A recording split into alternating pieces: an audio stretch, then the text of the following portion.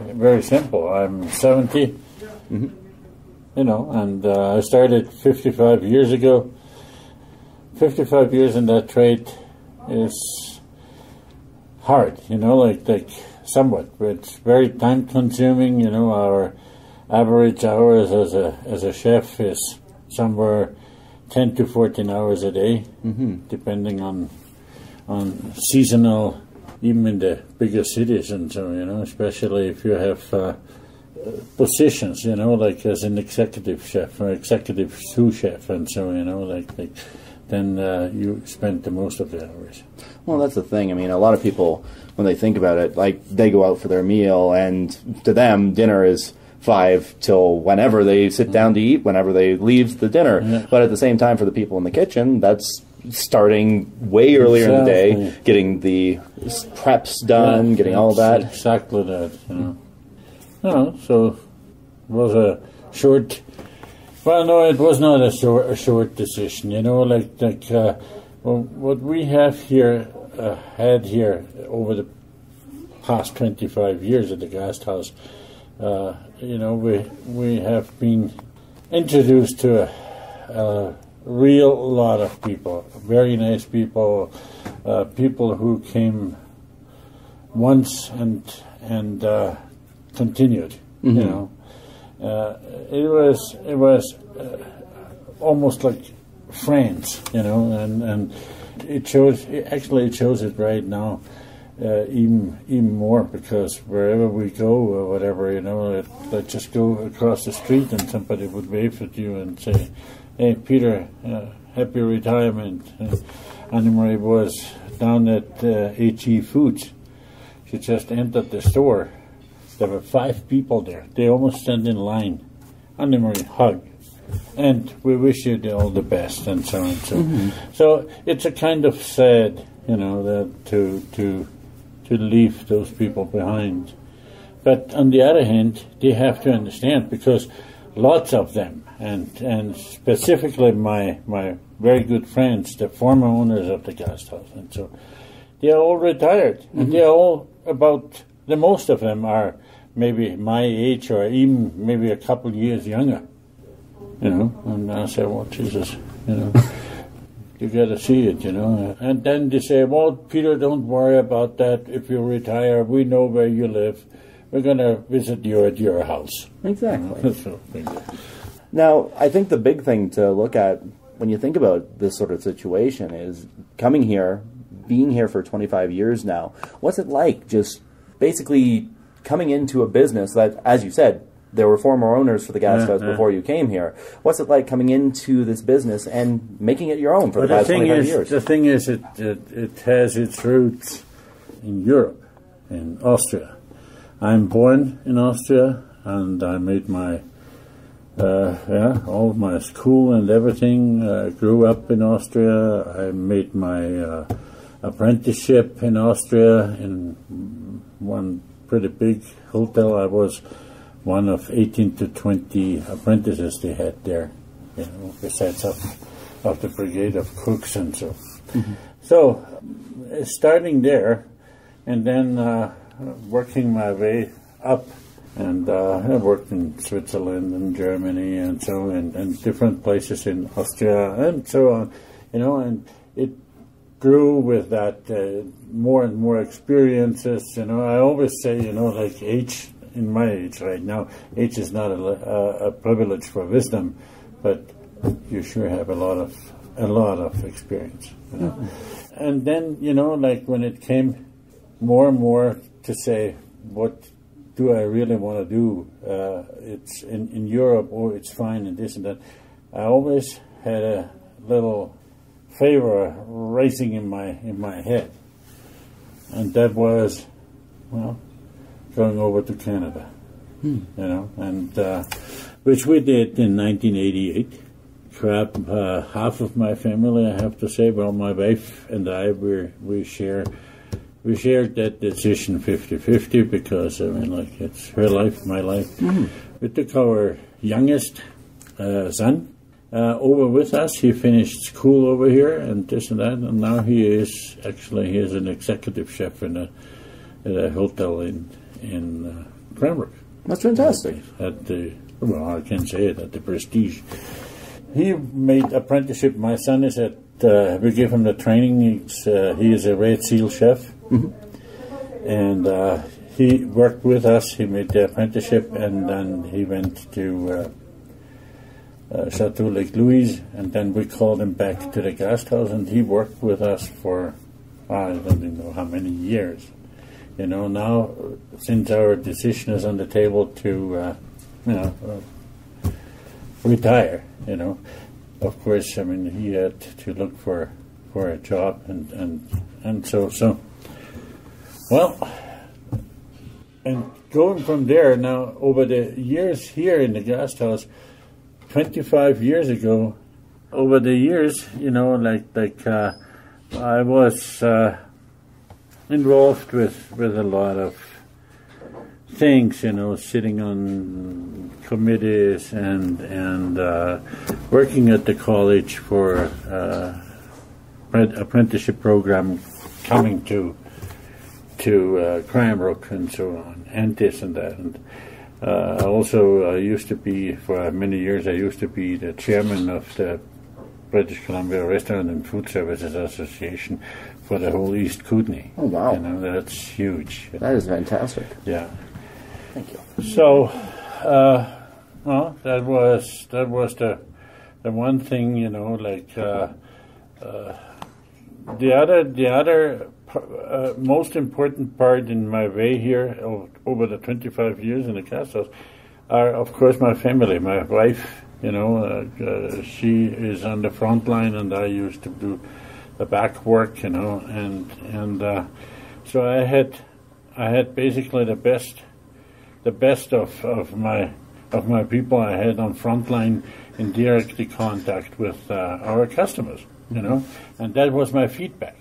You know, that was the point where I actually remodeled our style of cooking and service and all that, you know, because, I mean, if I would be cooking like we did it 30 years ago or 20 years ago, it wouldn't work out. It's a totally different market. It is a totally different demand, you know. We have, the world has gone smaller, you know, like people who came in maybe 20 years ago, and they are still coming in now. They have so changed, you know. They have changed us, you know, and that was very important. So, you know, that's okay. Run with that, and that it came then to the part where we said, okay, the cooking, running a business is one thing, whatever is the other thing, which you need to be successful. And I have a saying, and that says, being in here for 25 years, we must have done something right, because otherwise we wouldn't be here. It's true. Yeah. So what it is basically, what do you think, you know, like, do you have a passion for that? Do you like what you do?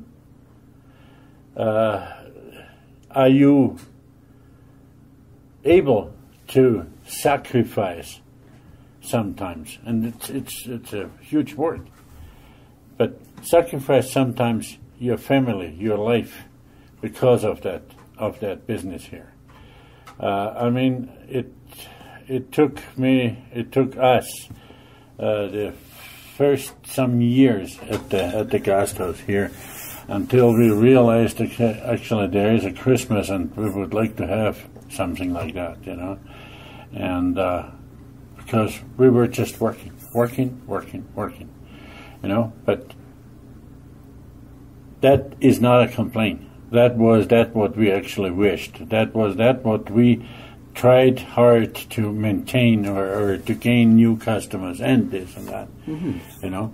So if we wouldn't have loved that, what we do, if we wouldn't have had the passion for it and this, you know, well, we wouldn't be here either. No, exactly. I mean, you know, that's one thing actually pushes the other, and we have trained several apprentices over those 25 years, and they are all in good position now within the province or in Calgary. Or the one thing is, whenever I hired somebody and they stay with us several years in a training program or this or that, I always came on in the first moment very negatively.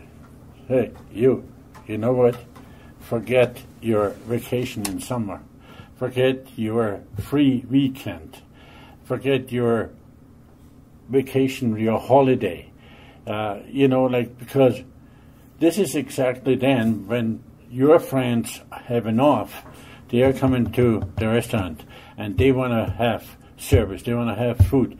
And you are the one who say, Mark, Jesus, they're sitting out there and I have to sweat in the kitchen, but this is what you're looking into. And if you're not able to do that, if you're not ready to do that, well, then you better do something else, not running your restaurant or cooking. No, and I think that's something very important to talk about there, because really there's a marked difference between saying going into your chain restaurant, doing a 9-to-5 job and expecting to have your nights and weekends to yourself, as opposed to coming in, running your business, your passion, and really putting your all into it. Yeah, that's what it is. I don't know how many times we have said, oh, yeah, tomorrow we have a day off. No, actually we don't, because we have da-da-da, or we planned, okay, let's make a little bit vacation during the dead times in the season, of the year, like October, November, or something like that. Let's go somewhere. First of all, it's kind of hard to go somewhere because most of the things are closed anyways, but okay, let's stay within Canada and let's see this and let's do that and then, oh no, well, sorry, we have only 5 days. There's a group coming in of 45 people or whatever, well, goodbye, vacation, So, but, it was tough sometimes, I don't want to make it just painting a wonderful picture, It was tough. It was hard. Some of the things, like our family, my wife, she worked like a horse, and so it was the combination of all those things, which made us stay in here for so long or being in that trade. I know a lot of people, they started out even with apprenticeship, and so now after some years they said, no, too much work, and they changed. They went somewhere, or a lot of them actually coming in here later on as salesmen of a company I deal with, Well, it's their decision, for us, it's... The other thing is always, when we were asked, would you do it again? We just, without blinking an eye. No question. Yes, we do. Yes, we would. That's the thing. Well, now I guess the other thing to look at there, too, is with the amount of time you've been here, seeing the transition that we've seen in Kimberley, going from a mining community to the transition we're seeing into a more tourism-based community. How would you say that has been, like, experiencing that change in your business from there to where we are now? Well, that's actually, it's a pretty simple answer for that, because the transition, the people, the different people we deal today compared to, say, 25 years ago, or when we had a mining town, it was a different thing at all, and it depended again on that what I told you before, the style of cooking. We still have one of our favorite dishes, for example, is our prime rib, and there are still people they come in here and they say, well, Peter, your prime rib is the best in North America, and so on. And to be honest, it's true. I mean, I'm not just making up something. You know? I'll vote for that. Well, that what it is okay, we still sell a lot of prime rib, but now because we have it only on a Saturday, you know, so we shorten it, you know.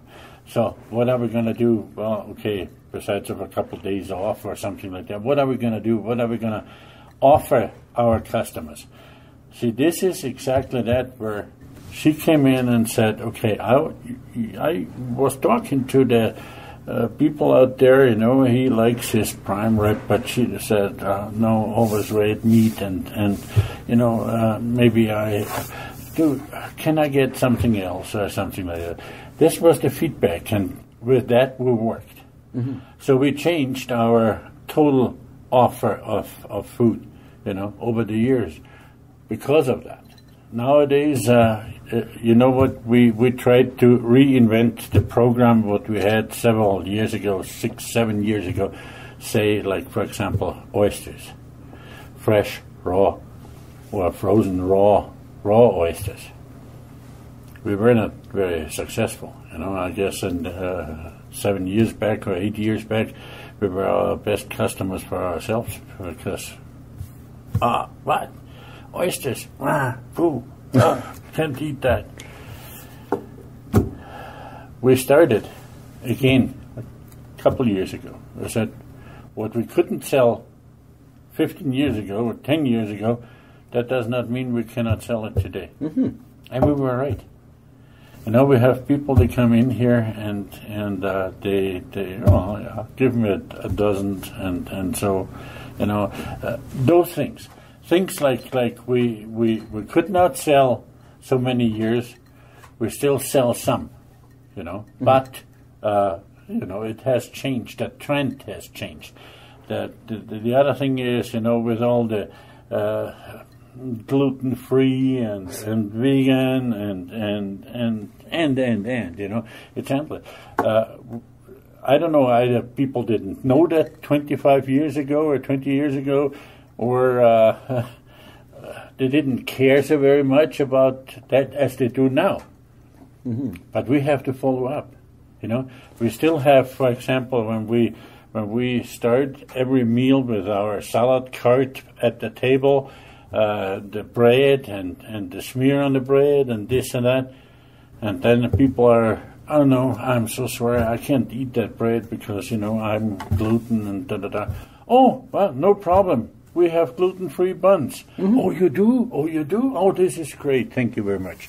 You know, so we had to react over that. And the transition from a working community, like, say, Cominco, the mine and all that, which was great time. Now it's a different great time. You know, this is just, as I said, if I would be doing the style I did 20 years ago, we wouldn't have those people. You know? The other thing is, of course, what Kimberley offered is because of losing one big industry, you know, which was a huge sponsor for Kimberley, you know, like oh Jesus, you know, taxpayers and this and that. Great. Now we have a totally different kind of population here, you know. Mm-hmm.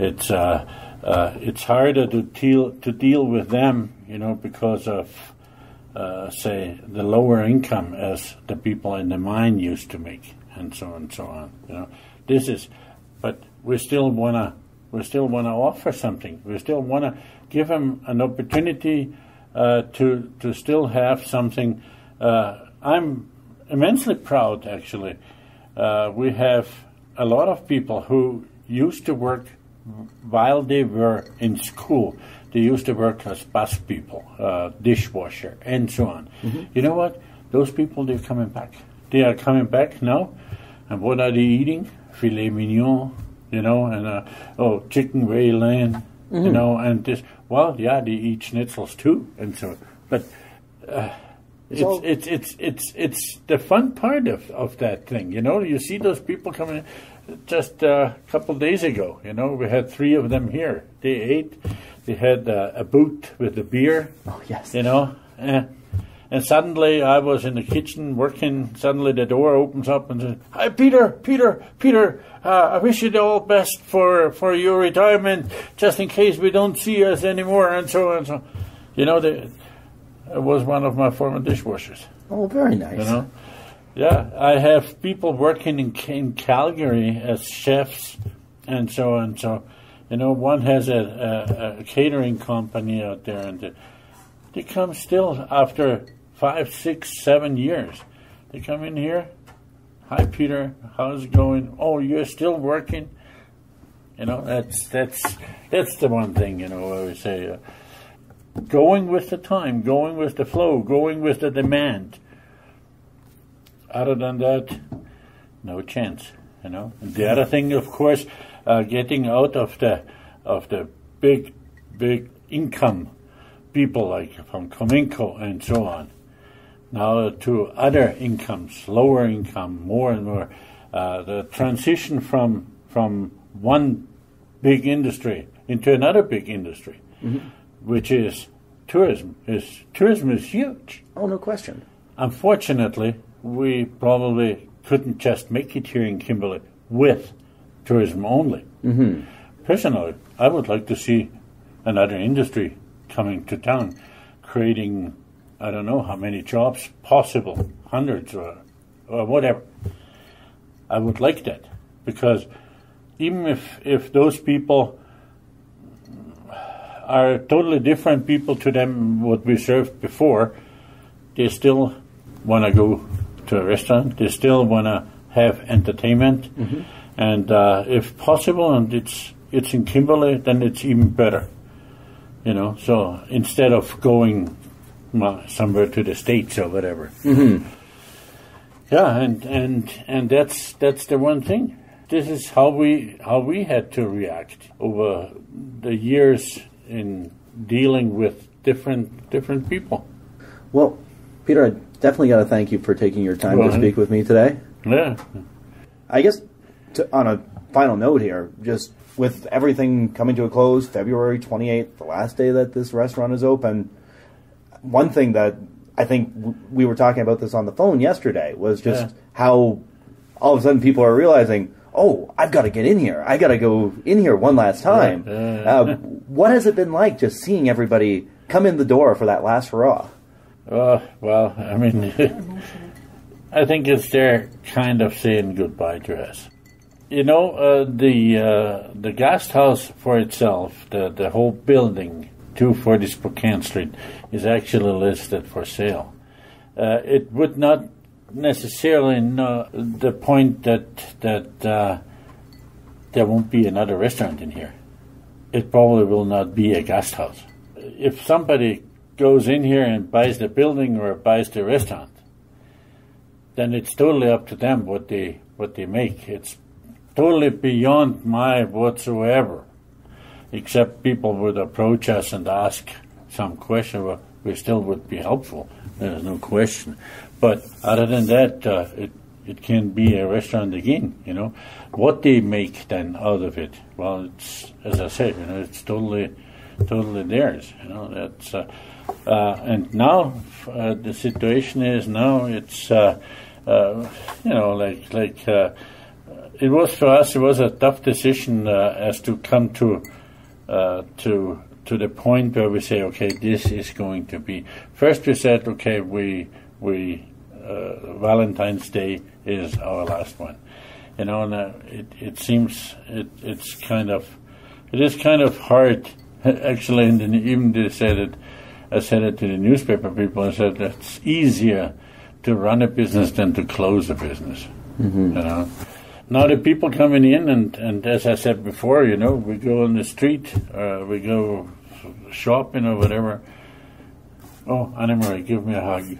Oh, Peter, and so on. You know, like it's. I think it is their kind of saying thank you to that what we did for them,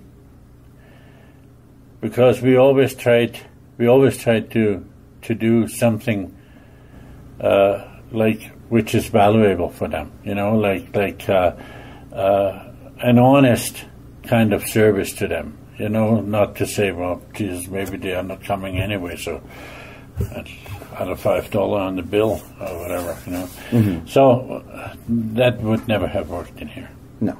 No.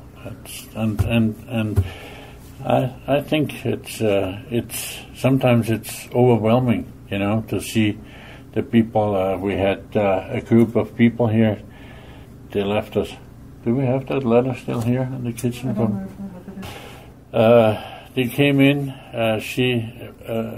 The young couple. They are now teachers. They work in South Korea. Yeah. Oh wow. They used to work in Russia. They worked in Arabia and whatever, and this and that. Local people here, you know. Their father used to own the hardware store across, and so on, and this and that. They came in making a reservation, you know. When they left Annamaria a letter. A nice little letter, and the photo of the inside and so on.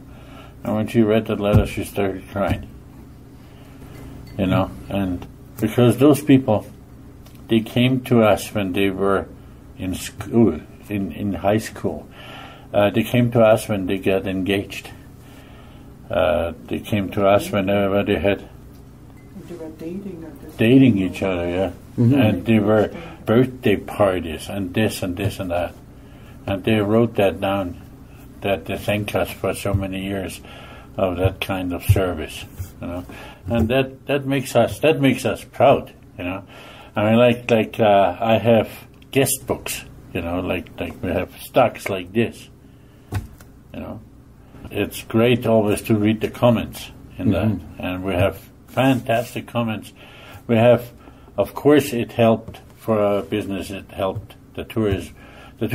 You know, like visitors of coming to Kimberley from all kinds of the world. Even we have people here from Russia, from Korea, from China, and so on. But it was always more or less the locals, which actually made us pushing harder and doing, and it was because of the locals. For us, the locals were considered to be the best advertising. Mm-hmm. You know, you cannot buy the word of mouth. Word of mouth is one thing, you know. And if you, as maybe as a tourist, you walk the Platzl and you look around and then you see a restaurant, and so on, and geez, where will we go? Look what they have. Okay, well, see what they have. And then suddenly there is some other people. Oh, are you from Kimberley here? Yeah. What of the restaurants would you suggest? Oh, go there. Oh, this. I'll no question. And so you know, that's the one thing. And as I said again, it's probably they're kind of saying thank you to us. That we always try to give them an honest service. Well, Peter, thank you very much for your time.